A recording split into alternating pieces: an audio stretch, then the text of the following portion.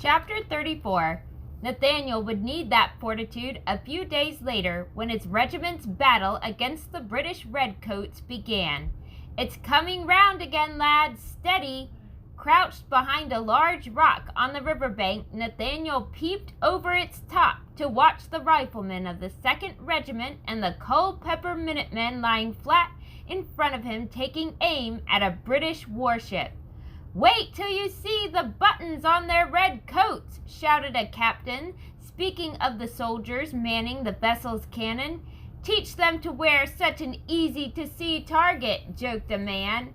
A chuckle rippled through the ranks as the shirtmen raised their rifles, resting the barrels on the logs or rocks littering the sandy shore.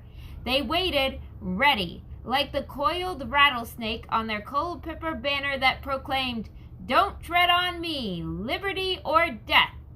The Patriots were pinned down at Burwell's Ferry just southeast of Williamsburg. They'd marched there to cross the James River on their way to Norfolk. But just as the first group began rowing against the tide, the HMS Kingfisher warship rounded a bend in the river, its sails full, its brow beating up and down the waves, firing its 6-pounder cannon. The British ship blew holes through the ferryman's house and wharf.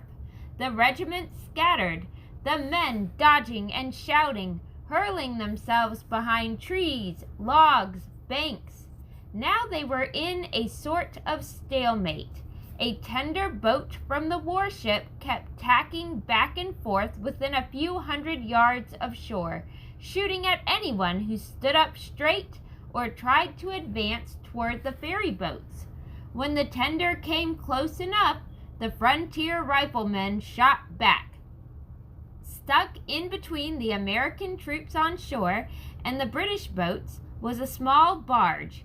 Its unlucky oysterman had been approaching the wharf to deliver his catch when the skirmish began. After their first volley, the British ordered him to come alongside the warship. Wanting to salvage all the boats that they could for their crossing, the Virginia riflemen shouted at him to stay where he was. Both sides made their point with gunfire. Now the poor oysterman had disappeared from view, probably lying flat in his boat, praying. Of course, some of the riflemen had other plans for the boat. They wanted its catch. An officer lying atop a pile of crushed shells called out, "I don't know about you boys, but I love oysters for dinner. Let's get on with this. This bed of mine is most uncomfortable." "Aye," many shouted. They too were covered with sand and were lying atop rocks and sharp river debris. "Here she comes," warned the officer. "Ready, aim." The men squinted, finding their mark. "Fire!" Crack, crack, crack, crack. 24 rifles fired. British gunfire answered with cannon grape shot. Lead balls whizzed by, ping, ping, ping, ping, burrowing in the dirt around them, ricocheting off Nathaniel's rock, snapping off branches. All around him, Nathaniel heard gasps, curses, and then laughter when the men checked themselves over and realized that they were still alive. A minute passed as the riflemen reloaded. It was a painstaking process compared to the muskets, which could be reset in 15 seconds. First, the marksman poured powder into the pan by the firelock, and then an exact charge amount of coarser powder down the rifle barrel. He covered the end of the barrel with a greased patch of cloth, onto which he placed the ball. Then he rammed both in and down, withdrew the ramrod, and aimed. Crack! Crack! Crack! Crack! The Patriots fired again. Ping! Ping! Ping! The British boats answered. Twang! A ball chipped a fist-sized splinter off Nathaniel's rock. He dove down, jostling Basil, who huddled beside him. "Ooh, the Lord is my shepherd. I'm walking through the valley of the shadow of death, Lord. Help me," Basil cried. "Master," Nathaniel shook him a bit. "Courage." Armed with a musket that only had a 50-yard range at best, Basil was not expected to be firing. But Nathaniel didn't want the other men to see him so fearful. Basil kept praying, "I shall fear no evil. I shall fear no evil." Nathaniel stared at the little quaking ball of man that was Basil. Nathaniel was afraid too, afraid but strangely exhilarated by each volley he survived. He glanced around at the nearby men. Some were hunkered down like Basil, but most were gritting their teeth, holding firm. No one else was face down in the dirt. But something seemed to be wrong with Basil other than the gunfire. His panic had started on the river. He and Nathaniel had been in one of the first ferry rowboats when the cannonading began, rocketed by the concussion of a cannonball crashing into the water within inches of them. Their boat had rammed another, hurtling Basil and several others into the water. The water in the James was deep, the current murderous. Basil disappeared under the dark waves, surfaced, flailing and gasping, disappeared again, bobbed up, went under. Nathaniel shouted for help, but there was too much confusion. Basil popped up once more, but this time his struggling was far weaker. Nathaniel realized that if Basil went under again, he wouldn't come back up. He snatched up one of the long oars and shoved it toward Basil. "Take hold!" His action tipped the boat wildly. Men yanked him back to balance it. "No! Help him!" screamed Nathaniel, but the men were concentrating on untangling the boats. Thrashing and shouting, Nathaniel tried to clamber out of the boat. His hysteria finally alerted one of the men already in the water. The man swam for Basil, grabbed him up, and towed him to the boat. Hands held on to their shirt collars and dragged them along through the waves as the men in the boat rowed with all their might to regain land. Nathaniel had half carried the old man to this rock, while Basil shivered, coughed, spluttered, crying out, "Myra! Myra!" During the past hour, he alternated between crying out for her, whoever she was, and praying in the sand. Crack! Crack! Crack! Crack! Nathaniel braced himself for the Brit's answer. No return fire. The regiment waited, each man holding his breath. Still silence. A few dared to lift themselves up to survey the river. The British tender was heading back toward the Kingfisher. The autumn sun was going down quickly. The British preferred a daylight fight. "Huzzah!" the men cheered. "Let's to the oysters, men!" shouted the hungry officer. That night the regiment threw up a makeshift camp further inland, away from the ferry, out of reach of British guns. In the cold moonlight, American sentries kept an eye on the warships sleeping on the river. Everyone else slipped into a weary slumber. Everyone, that is, except Nathaniel. He kept watch over Basil. The freezing waters in the November chill had thrown the old man into a kind of delirium. Nathaniel had tucked his and Basil's blanket around him, but still Basil shivered. He dreamed fitfully, crying out about a frozen-over river in Scotland, about ice skates, about Myra. After many hours, Basil finally settled into a real sleep. Nathaniel dozed.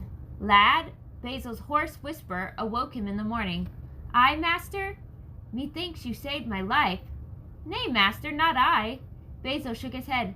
"Aye, 'twas you, I think," sounded the alarm. Nathaniel shrugged. "I am glad you are better." Then he added the thanks he always meant to say before, but had not. "You saved me once, master." Basil smiled weakly. "I made a promise to myself long ago, Nathaniel, to save anyone I saw drowning before me, no matter what might happen to me, to make up for failing horribly, God forgive me, once before." He sighed, and with a sadness so heavy his voice dropped so low Nathaniel could barely understand. I had a wife, a beautiful, delicate lass she was. I was a teacher at a school. Oh, my life was so blessed.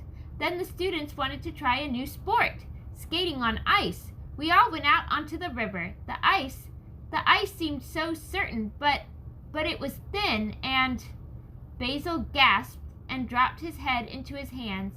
"I fell in, trying to save Myra. I managed to pull the two of us out, half frozen, near death, but I let 2 boys drown to save her. They sank under the ice, calling my name, begging me to help them. I had to tell their parents. I had to, he groaned. My beautiful Myra died from pneumonia. The school dismissed me. The town threw garbage at me as I left. He lifted his head and stared into the darkness. I ran away, and then I came here. He turned to look at Nathaniel, pleading in his eyes. Methought you were drowning when I first saw you, Nathaniel. That blacksmith was a river that could swallow you and drag you under. Aye, master, that he was. Nathaniel's answer seemed to give Basil something he desperately needed. His face cleared a little. You must really stop calling me master. Basil will do. Basil. The name sounded odd on his tongue. Nathaniel knew that it was more likely he would continue to call the old tutor master, but now it would be a term of affection rather than obligation. Chapter 35. The next week turned bitter cold. The men moaned as they slogged through frigid, slimy swamp waters and puddle-filled roads. Lord, my feet ache. I wish I had ice creepers. My toes are frozen stiff. Only those with good boots or shoes could attach the wrought iron spikes of ice creepers that elevated their feet out of the cold mud and gave them traction. Most merely wrapped their feet in rags to protect toes that protruded through worn-out leather, to cover holes in their soles, to waterproof their moccasins. The loudest complaints came from those with iron bondage, carrying the heavy cast-iron kettles that each mess of 6 men needed to cook their food. Whoever had the duty was bruised up and down from the wide, thick pot banging against his legs. His shoulders and arms ached. It's not as if we need the wretched thing, Basil mumbled the day he struggled with it. They give us naught to cook in it. It was true. On good days, during a march, their diet consisted of beef cooked hurriedly on bayonets held over fire, burned and crusty, and fire cakes, a paste of flour and water. Many days, fire cakes were all they had. Their 45-mile trek to Norfolk grew longer than it should have been. Repeatedly harassed at Burwell's Ferry by British ships, the regiment circled northwest, the opposite direction of Norfolk, to cross the James River. The American Colonel William Woodford was under strict orders to protect the troops' limited ammunition. So, rather than continue to spar with the British ships, he took his men to Sandy Point. It took several days to make up the distance that loop cost them. The lost time also gave Dunmore a substantial victory. The weight of it spread through camp one night, rattling the regiment. Heard you the news from Kemp's Landing? One of their tent mates plopped down beside Nathaniel and Basil. Basil had just finished daubing a stone with flour paste and setting it near the campfire to cook. Nathaniel was already eating his fire cake. Charred on the outside, cold and soggy on the inside, it was completely unappetizing. But shaking with hunger, Nathaniel gagged it down. Let us hope it is good, answered Basil. It's not, replied the man. Dunmore marched out of Norfolk with 150 British regulars, loyalists, and runaway slaves. Waiting for them in the woods was our militia from Princess Anne County. We had twice the redcoats' number. We should have held, but we panicked. Our militia only fired once and then was driven back into a creek. A number drowned, the rest fled, deserting our officers who were captured. The redcoats ransacked the hamlet, scaring the women half to death. Dunmore has declared martial law in Virginia, saying that anyone who does not support the crown is a traitor. He's also issued a proclamation offering freedom to any slave or indentured servant belonging to rebels if they are capable of bearing arms and join His Majesty's troops. He's made a regiment called Lord Dunmore's Royal Ethiopian. Most of the inhabitants around there have signed an oath of loyalty to the king, the cowardly scoundrels. Even the mayor and aldermen of Norfolk signed it. They hosted a feast for Dunmore when he paraded back into town. Loyalists wear a badge of red cloth. They say most everyone in the city sports one now. The worst of it is that several hundred of our colonial militia went over to Dunmore. They have been reorganized as the Queen's Own Loyal Virginia Regiment. Norfolk is fortified against us. Dunmore has built a fort at the Great Bridge, our only way to Norfolk by foot. We're marching straight into a Loyalist lion's den. We're doomed, I tell you." Everyone silenced. Only the fire crackled and spat as the men nervously looked from one to another. "I'm thinking it's about time to go home to my missus," muttered one man. "Aye," grumbled another. "Oh, pshaw, nonsense!" Out of the shadows stepped the tall frontiersman, John Marshall. He squatted by the fire and held his hands up to its warmth, rubbing them. "Weak minds are easily led and easily changed. We will win the people of Norfolk back. Our cause is just. Know any of you the works of Alexander Pope?" "Oh, yes, sir, I most certainly do," said Basil, brightening. "I used his verse often to teach grammar and morals at the same time." "Good man. My mother used it to tutor me in the exact fashion. Master, schoolmaster, tell our friends what Pope's main philosophy is." "Well," Basil puffed up a bit, preening at the chance to talk philosophy. "In his essay on man, Pope argues that reason separates and elevates us from the animals. Still, we are only part of the universe, not the focus of it. The point of his I like best is his optimistic belief that evil, or what seems to be bad luck, is actually part of some overall plan for good." "Exactly," applauded Marshall. "Well said, Sir Scholar. Here is a verse for us to remember tonight, my friends." He closed his eyes and recited, "All nature is but art, unknown to thee, all chance direction which thou cannot not see, all discord harmony not understood, all partial evil universal good, in spite of pride and erring reason's spite, one truth is clear, whatever is right." "That's right," chirped Basil. "Pope believes things happen for a reason that we cannot understand until a future time. So we can hope that Dunmore's victory at Kemp's Landing will only increase his conceit, and therefore his foolhardiness," said Marshall. "He's so contemptuous of us he won't fear us. He'll act rashly. Then we'll have him." "Hope, that's the word, hope," Basil replied. "Pope said, 'Hope springs eternal in the human breast.' It's one of mankind's most admirable qualities, his ability to hope and dream of better things." "Very true," agreed Marshall. "Hope has led us to this fight. Hope for independence and a better life. Hope in ourselves. Let us remember that, gentlemen." Encouraged, the crowd about the fire seemed to breathe a collective sigh of relief. That is, until a rustic fellow who had inched closer during the discussion spoke up. "I had one season at school. Didn't learn much. Me wife was the one to always be reading in the Bible, God rest her. But I do remember one saying from Alexander Pope that the master learnt us. 'Fools rush in where angels fear to tread.'" The man's sour comment squashed the uplift in spirits. There was something familiar about the stranger's voice that made Nathaniel look at the man more carefully in the glow of the firelight. He wore the fringed shirt and motto of the Culpeper men. His face was badly pocked, making his natural features hard to distinguish. Obviously, he'd survived a bad case of smallpox.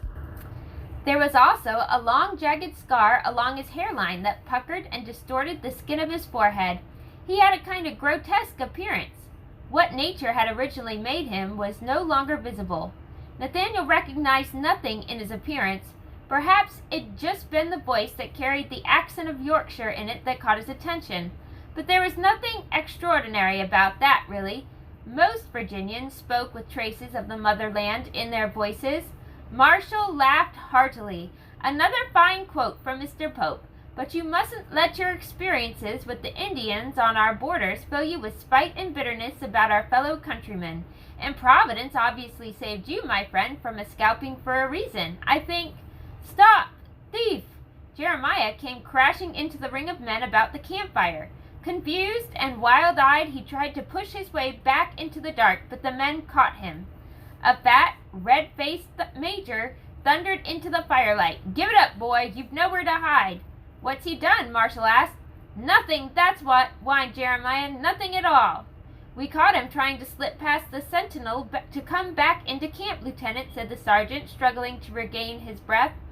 "Was out scouting for Loyalist Tories, that's what I was doing." Marshall looked at Jeremiah and then at Nathaniel, clearly recognizing Jeremiah as the bully he had pulled off Nathaniel. "Tell the truth, lad." "It is the truth. I was out looking for the enemy." "You know there is an express order that no man is to leave this camp under the pretense of searching out Tories?" asked the marshal. "But I had orders." "Really? Aren't you a drummer?" "Yes, I am." Now Jeremiah puffed up like a rooster. "Very important my drum calls are," he crowed.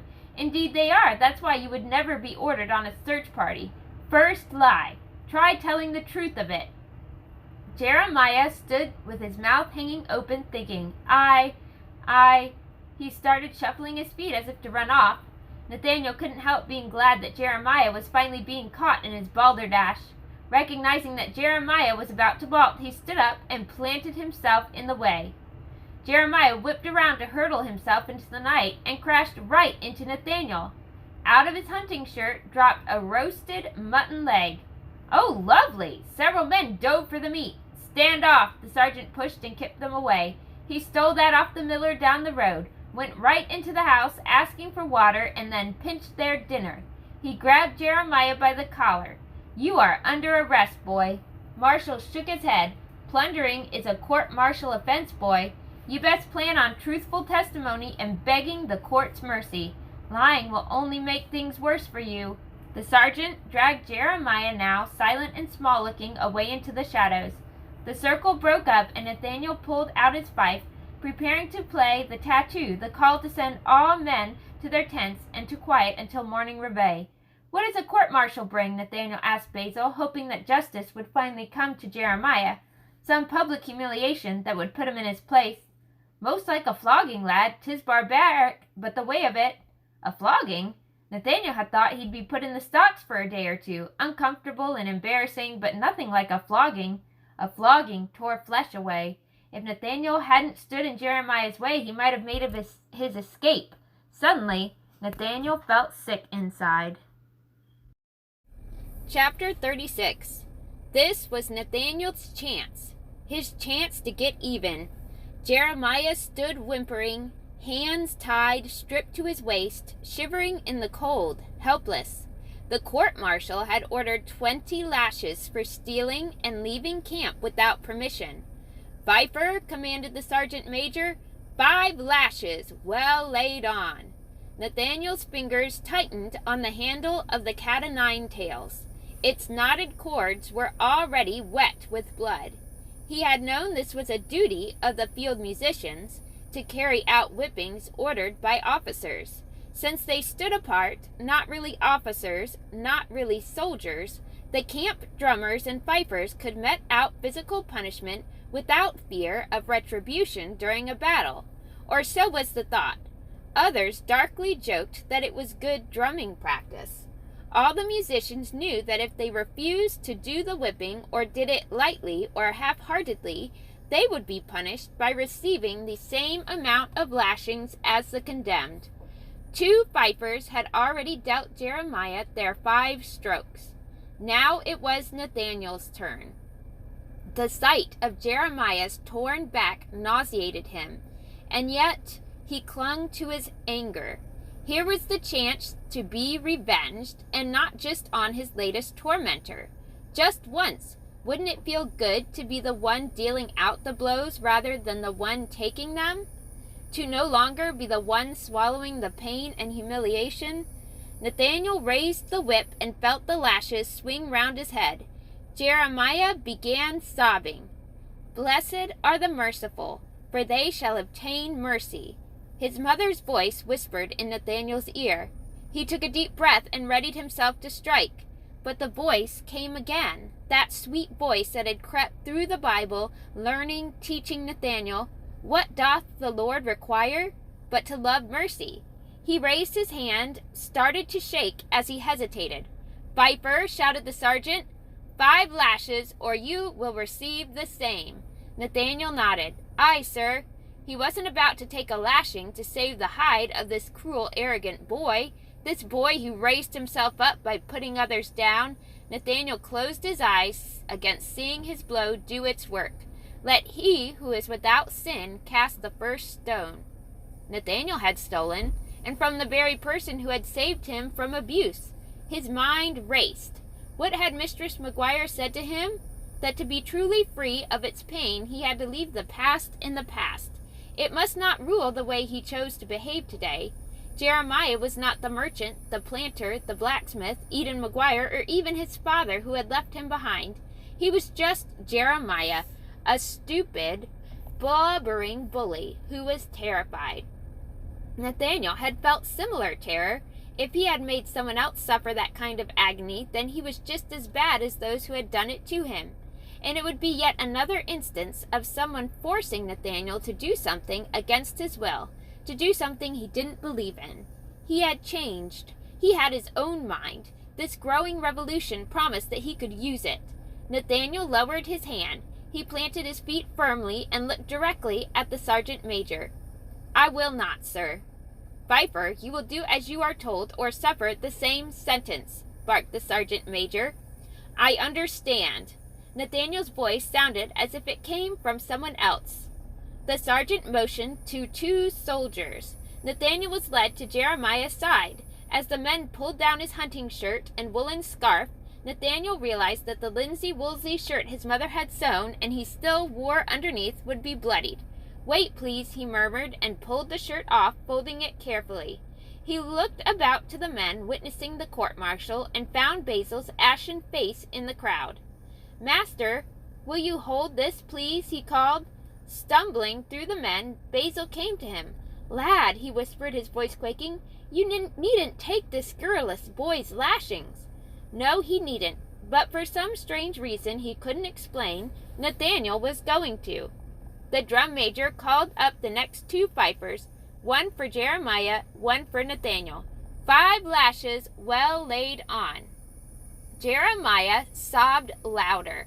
Nathanael heard the whistle of the lashes as the boy's musician snapped the whip back without a moment's hesitation. He sucked in his breath.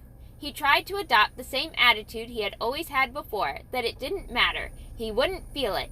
He was beneath caring or feeling anything, almost as if he didn't exist. But Nathanael was no longer that subservient boy. He cared. He made do instead with sheer stubbornness in the memory of what Moses had said about the whipping awaiting him. A lash might cut his skin, but it could not harm his mind now that it was free. Armed with that, Nathanael braced himself. There was a whine of the whip slicing the winter air as the blow landed. 9 lines of pain seared his back. Nathanael gasped, staggered as the earth spun in front of him. He vaguely saw Basil covering his face with his hands. "Wait! Hold!" John Marshall stepped forward. He had been one of the 24 officers sitting in the military tribunal. "I wish to speak for this boy." "Lieutenant Marshall," warned a senior officer, "you are out of line. This is the prescribed punishment for such insubordination, and the order of 20 lashes for stealing is merciful. Had the drummer been a full-grown man, it would have been 40. "Yes, sir, I know, but how can we reward the courage of this fifer with a lashing? Isn't this exactly the kind of bravery and resolve we are asking of our soldiers in the face of a superior force?" The colonel sighed and shook his head. "The consequence for not performing an ordered discipline is a long-standing prescription in the military." "Yes, but in the British Army, sir, the very same army that makes its foot soldiers wear red coats so that when they are shot in battle, their blood will not show. That's how little regard they have for individual human life. I am fighting against such attitudes, sir." The crowd murmured and shuffled, agreeing. "Marshall, you are spreading sedition. I will not have it." Marshall put his hands on his hips and looked to the ground for a moment before continuing. "May I argue this boy's case instead? Is not this court-martial still sitting?" The colonel hesitated and then nodded. "Yes, it is. Proceed." "Aren't we fighting to allow a man to have a voice in his governance? We are asking our fellow Americans to stop blindly accepting, to speak up for their rights. Isn't the very heart of our struggle to abolish arbitrary judgments of arrogant aristocrats and the laws that give no thought to individual liberties? We see that as tyranny. Why should we simply repeat the harsh rules of the British Army? These men are volunteers, choosing to risk themselves to free their country. Look at my shirt, sir. It calls for liberty or death. We risk all for liberty. This," he pointed at Nathaniel, "this is not liberty." "Lieutenant Marshal, you make your point with eloquence, but you do not convince me. If we are to defeat the British, we must have discipline. We cannot have our soldiers thinking for themselves in battle. We can worry about rewriting military law after we had won." He nodded to the sergeant to restart the lashing. "No, wait!" Marshall stood fast. "Then let me plead for leniency, for mercy. Let mercy be a check and a balance on our judgment. I have seen this boy," he gestured to Jeremiah, "beat this one, Fifer Nathaniel Dunn, for no reason other than for sport. The fact that Nathaniel will refuse to raise his hand against his enemy when that enemy is already laid low should be an example to us all. Let us be different. Let us make our point swiftly and judiciously without crushing a man's spirit. Both these boys bleed. I think they have learned well what we desire to teach." A captain whispered in the colonel's ear. The colonel turned to another officer and talked with him. After a few more moments of excruciating waiting, the colonel said, "Release the drummer and the fifer. Bring out the next prisoner and continue." Back at their tent, Basil washed the welts on Nathaniel's back. "Some of these are broken open, lad. I wish I had not used up my salt ration. I need salt to cleanse these gashes." "I can help." Nathaniel looked up to see the pock-faced man. His hands were cupped, holding something. "My mess collected our salt for the boy." "Thank you, sir. That is generous of you." The man grunted and knelt. "This will burn, boy, but it will heal. Ready?" Nathaniel nodded. The man pressed the salt into the cuts. Nathaniel about screamed from the sting. He doubled over, shuddering, but he only shed a few tears. "Ah, lad," Basil put his hand atop Nathaniel's head. "You amaze me." Gently, he covered Nathaniel with a blanket before standing up. "Thank you for your help."